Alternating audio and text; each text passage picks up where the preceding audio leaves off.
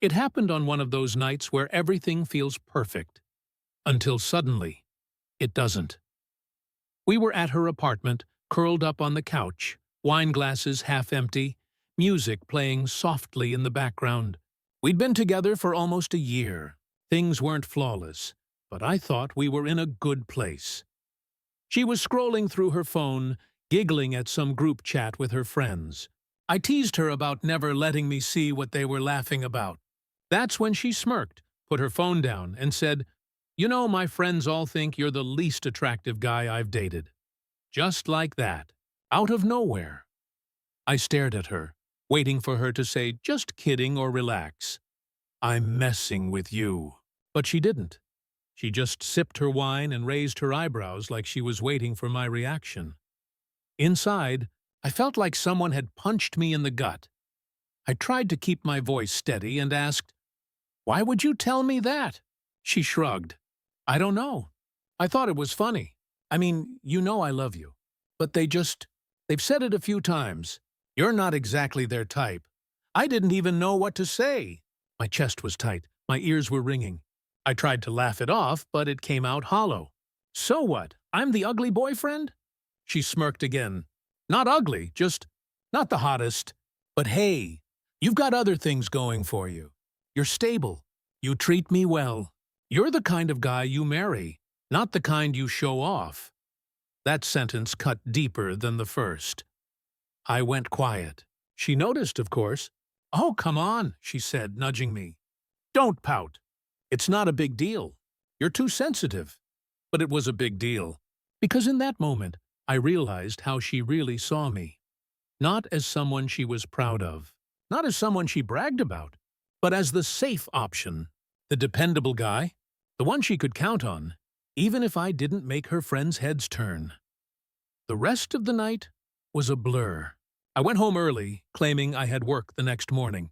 But really, I just couldn't stand to sit there and pretend everything was fine. Lying in bed, staring at the ceiling, I replayed her words over and over. Least attractive guy I've dated. The kind of guy you marry, not the kind you show off. I thought about the way she still followed her exes on social media, occasionally liking their photos, the way she'd sometimes tell stories about their adventures, wild trips, crazy nights out, then glance at me like she was comparing. And I thought about myself. The steady job, the quiet weekends, the dependable routines. The very things she claimed she loved about me were the things she also mocked. The next morning, I couldn't keep it in. I texted her, "Do you really think I'm the least attractive guy you've dated?" Her reply was instant. "Babe, seriously." I was joking. "Stop taking it so seriously." But here's the thing. I don't believe she was joking. Jokes usually reveal truth. People don't pull random jokes like that out of thin air. They come from somewhere real. When I saw her later that week, I tried to talk about it. I said, "When you say things like that, it makes me feel like you don't respect me." "Like you settled," she groaned, threw her hands up. "Here we go again. You're twisting everything. I chose you. Isn't that enough?" But it didn't feel like enough, because I don't just want to be chosen out of convenience. I want to be wanted, desired, loved not just for being safe or stable, but for being me. Over the next month, things started unraveling. I noticed more little comments, subtle digs. "You're not really a gym guy, huh? You're sweet, but you don't have that edge." Always with a smirk. Always passed off as just kidding. One night, after yet another joke at my expense in front of her friends, I pulled her aside and said, "Do you even realize how much you put me down?" She rolled her eyes. "Oh my God, you're exhausting.